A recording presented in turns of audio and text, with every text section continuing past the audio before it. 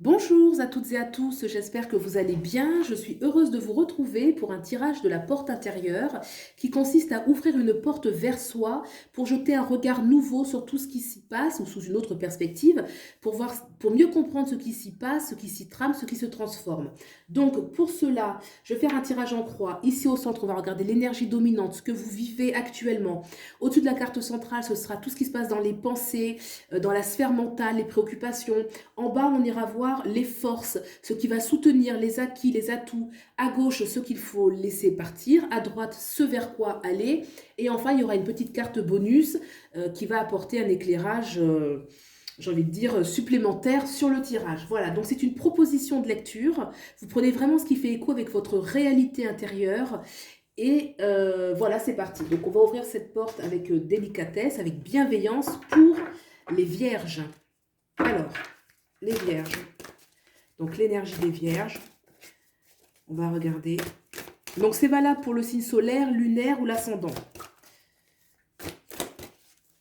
Donc le thème central, l'énergie principale du vierge. Allez, le vierge.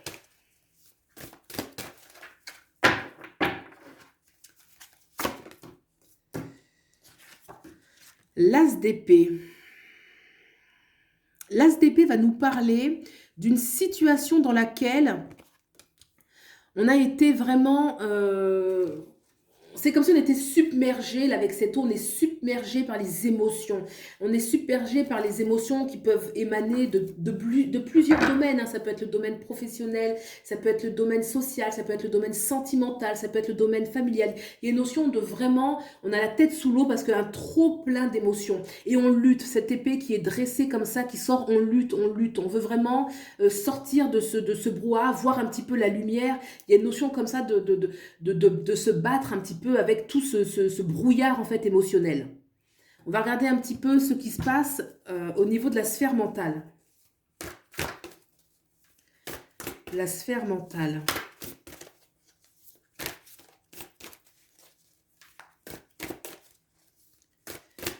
La sphère mentale.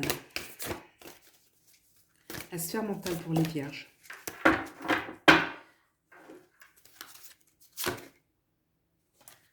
Le 3 de baguette. Le 3 de baguette va nous parler, on regarde, on a envie d'un renouveau, clairement. On tourne le dos un petit peu à sa réalité, à ce qu'on vit actuellement. On a besoin de prendre le large, on a besoin de voir des choses nouvelles. Devant ce personnage, il y a trois jeunes arbres, là, trois jeunes bourgeons, je ne sais pas trop comment on dit, excusez-moi, trois jeunes arbres en fait, qui vont... qui pour lui représente vraiment quelque chose de nouveau. On a besoin de quelque chose de frais, une fraîcheur, quelque chose qui n'est pas encore qui n'a pas encore une forme vraiment déterminée, quelque chose qui est, oui c'est ça, vraiment tourner le dos à cette réalité, tourner le dos à ce qu'on vit actuellement et voir un nouveau paysage. Il y a quand même la notion, voilà, avec ces trois jeunes arbres, il y a quand même la notion un petit peu de quelque chose qui va croître, quelque chose qui va grandir avec le temps. Donc ce vers quoi on regarde va demander du temps, même si c'est quelque chose de nouveau, on est prêt à y mettre le temps. Voilà, c'est vraiment une énergie de renouveau et vraiment de tourner le dos à tout ce qui se passe. Donc ça, c'est pas encore manifesté, hein, c'est vraiment la sphère mentale.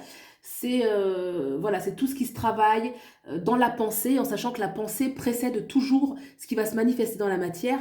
Donc voilà, il y a vraiment une idée de renouveau, ce qui peut expliquer justement, voilà, comme on est mal, ben, on réfléchit à vers quoi aller en fait, hein. Quelle est la solution à tout ce problème. On va regarder maintenant les atouts. Alors, les atouts pour les vierges.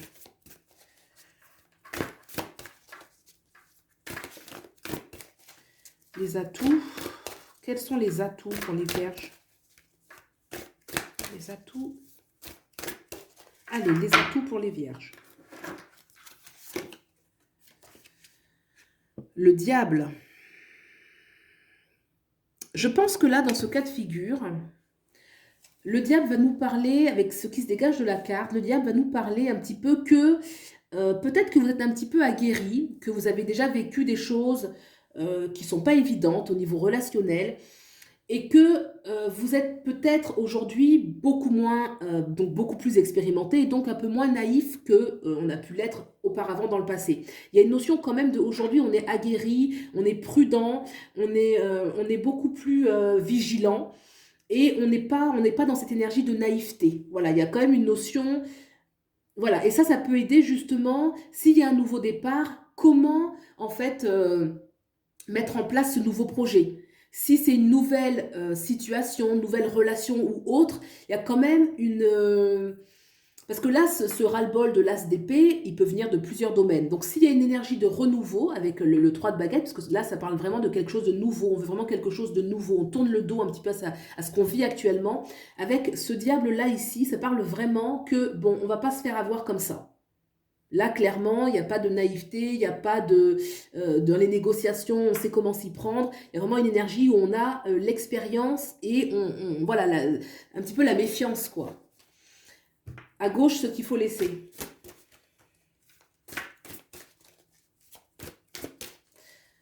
À gauche, ce qu'il faut laisser. Donc, c'est une proposition de lecture, hein. Vraiment, vous prenez ce qui fait, ce qui résonne. Allez, ce qu'il faut laisser pour les vierges. Les vierges, s'il vous plaît, les vierges. La reine de Pentacle. La reine de Pentacle peut nous parler d'une situation, la reine de Pentacle est dans une situation confortable matériellement. Voilà. Elle est quand même... cette reine de Pentacle, elle peut être à l'aise financièrement, elle peut aussi être à l'aise parce que elle est bien entourée, elle est entourée de personnes qui ont des ressources financières importantes. La reine de Pentacle va nous parler aussi peut-être d'un attachement aux biens matériels, être un petit peu trop attaché aux choses matérielles, peut-être que avoir un petit peu de distance sur la notion un petit peu de ce qui est matériel. Peut-être que ça peut un petit peu retenir. On va regarder ce qu'il faut, vers où aller. Vers où aller.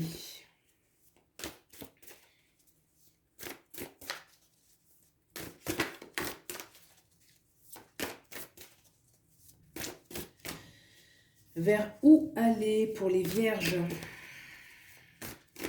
Allez.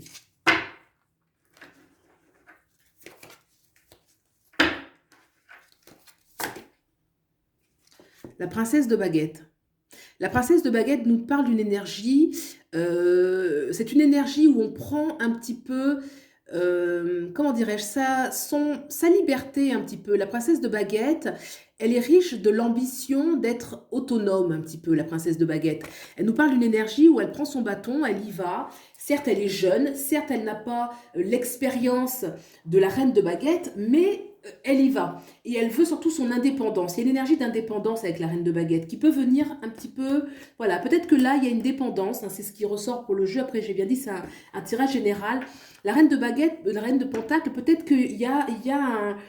On est un petit peu dans une situation peut-être de dépendance. Voilà, la princesse de baguette, elle parle au contraire de, voilà, on prend... Alors ça peut être une dépendance soit à ses propres biens matériels, soit aux biens matériels d'un conjoint qui peut nous mettre bien financièrement parce qu'il a des moyens. Voilà, il y a une notion un petit peu qu'on est attaché, et des attaches matérielles. Voilà, ça peut être attaché à son patrimoine, à sa maison, ça peut être beaucoup de choses. Hein. C'est un peu à vous de voir avec quoi ça peut correspondre. Et la princesse de baguette parle plutôt de, voilà, de se détacher de tous ses attachements pour retrouver sa liberté.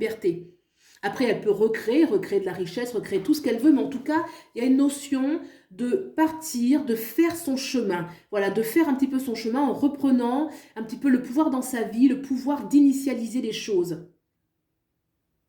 Voilà, c'est un petit peu ça l'énergie qui ressort. On va regarder tout de suite une carte bonus. Une carte bonus pour les vierges.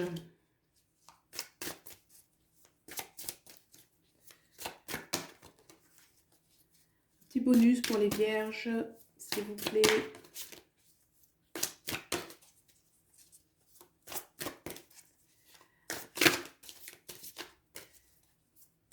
Voilà. Un bonus. La roue. La roue de fortune. Alors, la roue de fortune nous parle, déjà la roue c'est toujours un peu, la roue c'est toujours un changement, c'est une destinée, la destinée en fait qui se met un petit peu en branle et qui va, c'est un peu une page qui se tourne, hein, c'est un peu une page qui se tourne. Donc là, on voit la roue qui tourne et un personnage qui est dessus qui certainement ne sait pas trop, l'énergie que je dirais, elle sait pas trop où elle va, hein, elle a les yeux bandés, mais elle y va. Il y a quand même une assurance, elle a quand même l'équilibre. Elle a l'équilibre, mais elle ne sait pas trop où elle va. Donc il y a quand même une notion un petit peu d'aventure, certes, mais elle a l'équilibre.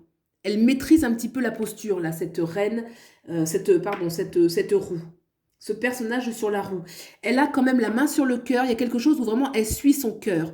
D'accord? La robe verte qu'elle porte, vous savez, le chakra du cœur est représenté en vert. Donc elle a vraiment, elle fait les choses avec cœur. Elle est habillée de ses propres valeurs, de ce que elle veut. Voilà. Donc écoutez, voilà, c'est un message intéressant. J'espère qu'il vous aura fait écho, qu'il vous aura apporté un éclairage sur peut-être une situation que vous traversez. Vous pouvez aller voir donc les tirages complémentaires de vos signes lunaires et de votre ascendant. Et puis si le tirage vous a plu, eh ben, vous pouvez liker, vous abonner, partager, voilà. Je vous remercie beaucoup et je vous dis à bientôt. Au revoir.